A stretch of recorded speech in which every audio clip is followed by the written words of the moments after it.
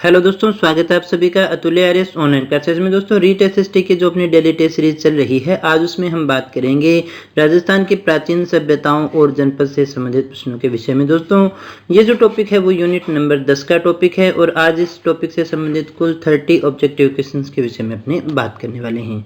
देखिएगा दोस्तों, हम जो रीट का सिलेबस है उसके सभी के टॉपिक वाइज जो है टेस्ट देख रहे हैं। इससे पहले हम सिलेबस भी कर चुके हैं। दोस्तों ये आपकी यूनिट नंबर 10 है। यहाँ पर देखिएगा हम इसको देख रहे हैं, बाकी का जो टेस्ट है वो अपने पहले ही कर चुके हैं। दोस्तों आज हम बात करेंगे प्राचीन सभ्यताओं और जनपद से संबंधित प्रश्नों के विषय में।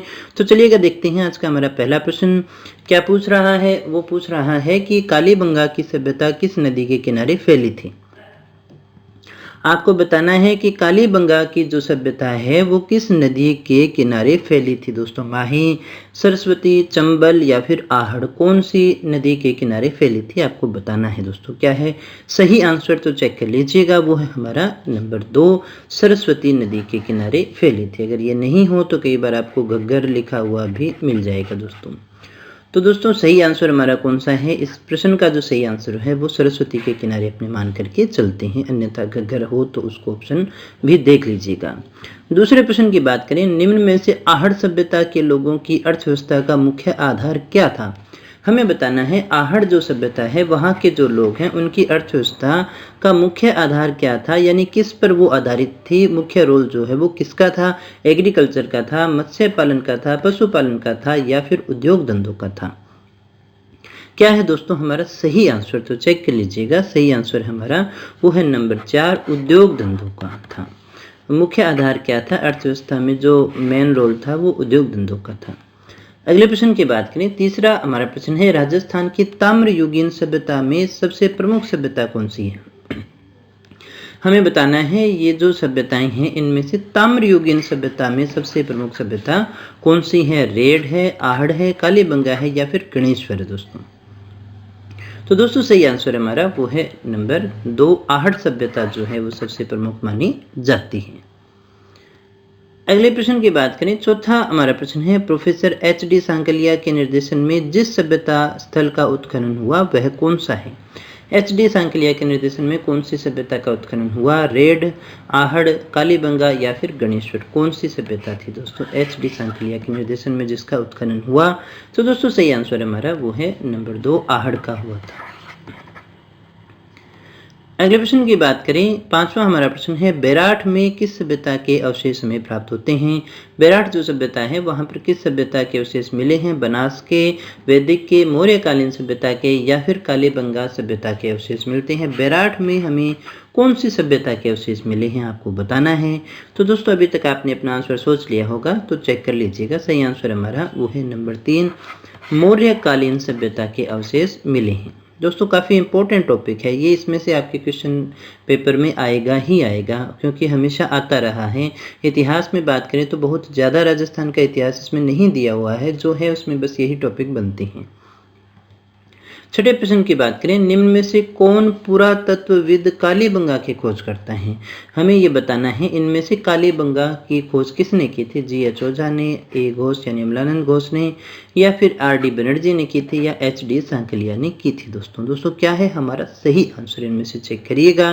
तो दोस्तों हमारा जो सही आंसर है वो है नंबर 2, ए घोष यानी अमलानंद घोष के द्वारा की गई थी। दोस्तों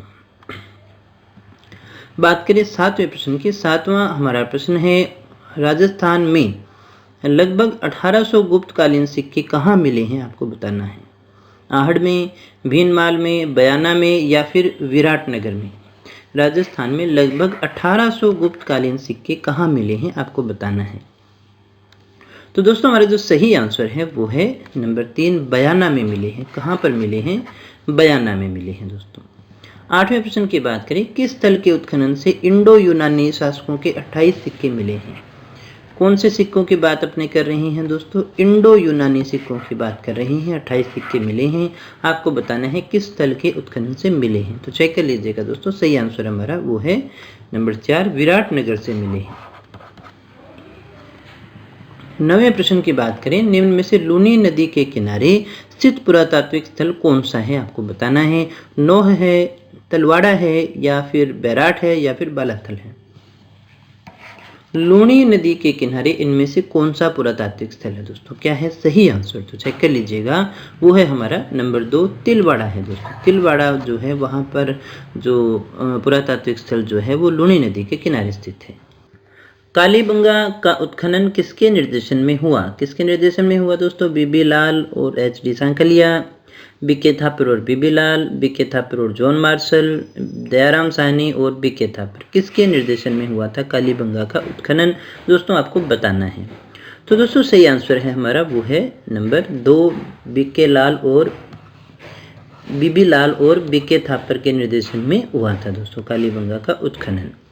अगले प्रश्न की बात करें, 11वां हमारा प्रश्न है, आहड़ सभ्यता को एक विशेष सभ्यता मानी जाती है, वो कौन सी सभ्यता है? लोह युगीन है, कांस्य युगीन है, ताम्र युगीन है या फिर प्रस्तर युगीन है दोस्तों?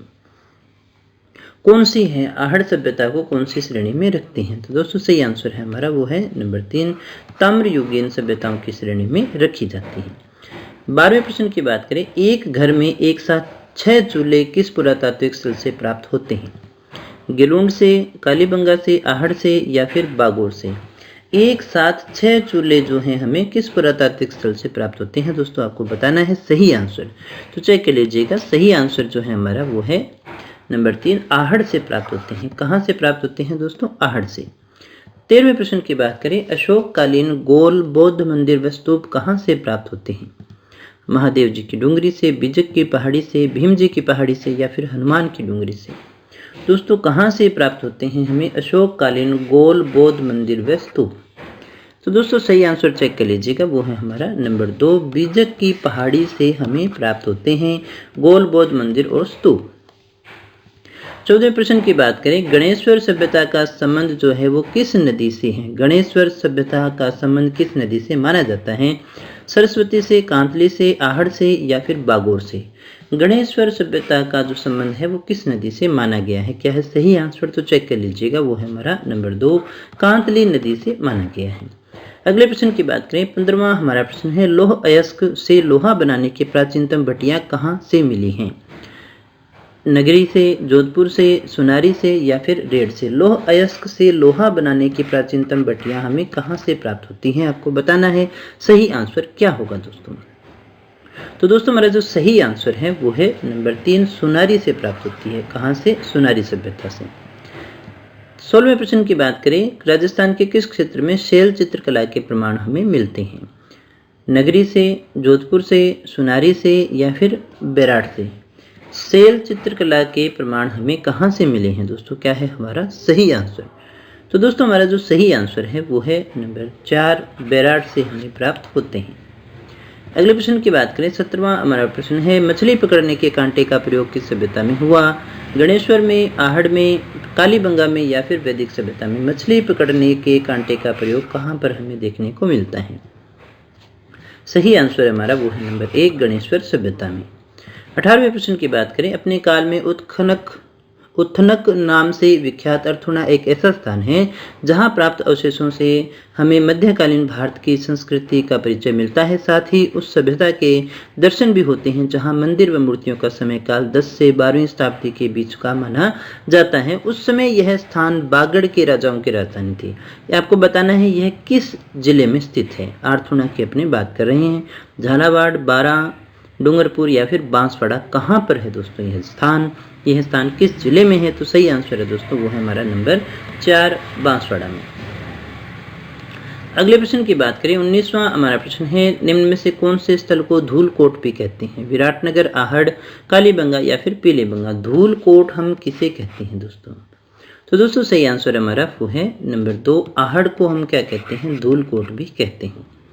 20वें प्रश्न की बात करें, भीलवाड़ा जिले में कोठारी नदी के पास एक टीले का उत्खनन का कार्य किया गया 1967 में डॉक्टर वीरेंद्र नाथ मिश्र के निर्देशन में शुरू किया गया था। आपको बताना है कि ये कौन सी सभ्यता है। बेराट है, बागोर है, आहड़ है या फिर बालाथल है? तो दोस्तों सही आंसर हमारा वो है नंबर 2 बागोर सभ्यता। अगले प्रश्न की बात करें, कालीबंगा का शाब्दिक अर्थ क्या है दोस्तों? बड़ा ही अच्छा प्रश्न है। काला पत्थर है, जुता हुआ खेत है, काली चूड़ियां हैं या फिर सारे हैं? कालीबंगा शब्द का शाब्दिक अर्थ आपको बताना है। तो दोस्तों सही आंसर हमारा वो है नंबर 3 काली चूड़ियाँ। कालीबंगा का शाब्दिक अर्थ क्या होगा? काली चूड़ियाँ। 22वां हमारा प्रश्न है, जोते हुए खेत के प्राचीन प्रमाण हमें मिले हैं गणेश्वर से, आहड़ से, नोह से या फिर कालीबंगा से। जोते हुए खेत के प्रमाण हमें कहाँ से प्राप्त होते हैं? प्राचीन प्रमाणों की बात कर रही हैं। तो दोस्तों सही आंसर हमारा वो है नंबर 4 कालीबंगा से प्राप्त होते हैं। अगले प्रश्न की बात करें, 23वां हमारा प्रश्न है, आहड़ सभ्यता के प्रमुख लक्षण है क्या है? ताम्र उपकरण है, चित्रित लाल मृद भांड है, काले और लाल मृद भांड है या फिर काले लाल मृद भांड और ताम्र उपकरण है। आहड़ सभ्यता के प्रमुख लक्षण कौन से हैं दोस्तों? क्या होगा इनमें से सही आंसर? तो दोस्तों सही आंसर हमारा वो है नंबर 4 काले और लाल मृद भांड और ताम्र उपकरण जो है वो माने जाते हैं। अगले प्रश्न की बात करें, 24वां हमारा प्रश्न है, शिवी जनपद बसा था कहाँ पर? बैराठ में, मध्यमिका में, बागड़ में या फिर मांड में। शिवी जनपद कहाँ बसा था दोस्तों? तो सही आंसर हमारा वो है नंबर 2 मध्यमिका। अगले प्रश्न की बात करें, 25वां हमारा प्रश्न है, बालाथल स्थल स्थित है कहाँ है दोस्तों? जयपुर में है, सीकर में है, उदयपुर में है या फिर बीकानेर में है। बालाथल स्थल कहाँ पर स्थित है? क्या है सही आंसर? तो वो है हमारा नंबर 3 उदयपुर में स्थित है। 26वें प्रश्न की बात करें, मध्यमिका नगरी किस जिले में स्थित है? आपको बताना है। जयपुर में है, सीकर में है, उदयपुर में है या फिर चित्तौड़गढ़ में है। मध्यमिका जो नगरी है वो किस जिले में स्थित है? क्या है सही आंसर? तो चेक कर लीजिएगा, वो हमारा नंबर 4 चित्तौड़गढ़ में स्थित है। अगले प्रश्न की बात करें, 27वां हमारा प्रश्न है, महाभारत काल के अवशेष हमें मिले हैं कहाँ से मिले हैं? अलवर के निकट बैराठ और भरतपुर के निकट नोह में, माउंट आबू में, नलियासर में या फिर रन्ना में। महाभारत काल के अवशेष हमें मिलते हैं दोस्तों, सही आंसर हमारा नंबर 1 अलवर के निकट बैराठ और भरतपुर के निकट नोह में। 28वां हमारा प्रश्न पूछ रहा है, राजस्थान में सिंधु घाटी सभ्यता के अवशेष मिले हैं कहाँ पर मिले हैं दोस्तों? कालीबंगा और रंगमहल, पीलीबंगा और रंगमहल, बैराठ, गणेश्वर, आहड़ और बागोर कहाँ पर मिले हैं सिंधु सभ्यता के अवशेष? तो दोस्तों सही आंसर हमारा वो है नंबर 1 कालीबंगा और रंगमहल में प्राप्त होते हैं। 29वें प्रश्न की बात करें तो वो पूछ रहा है, राजस्थान राज्य के पुनर्गठन से पूर्व सर्वप्रथम 1934 में ताम्र सामग्री की प्राप्ति का स्थान है पर्वतसर तहसील का, किनसरिया, कुराड़ा, कितलसर या फिर कालेटड़ा। कौन सा है दोस्तों पर्वतसर तहसील का जो स्थान है? तो दोस्तों सही आंसर हमारा वो है कुराड़ा। 30वें प्रश्न की बात करें जो आज का अंतिम प्रश्न है, दोहरी रक्षा प्रस्वीर के राजस्थान की किस सभ्यता से मिले हैं? गणेश्वर सभ्यता से, बैराठ से, आहड़ से या फिर कालीबंगा सभ्यता से। कहाँ से मिले हैं दोस्तों दोहरी रक्षा प्रस्तीर के जो प्रमाण मिले हैं वो कहाँ से मिलते हैं? तो दोस्तों सही आंसर हमारा वो है नंबर 4 कालीबंगा सभ्यता से। तो दोस्तों ये थे आज के हमारे प्रश्न जो आधारित थे 10वें यूनिट के प्राचीन सभ्यताएं और जनपद से। कल के टेस्ट में हम बात करेंगे राजस्थान में स्वतंत्रता आंदोलन के विषय में। काफ़ी बड़ा टॉपिक है, बहुत सारे यहाँ से प्रश्न बनते हैं।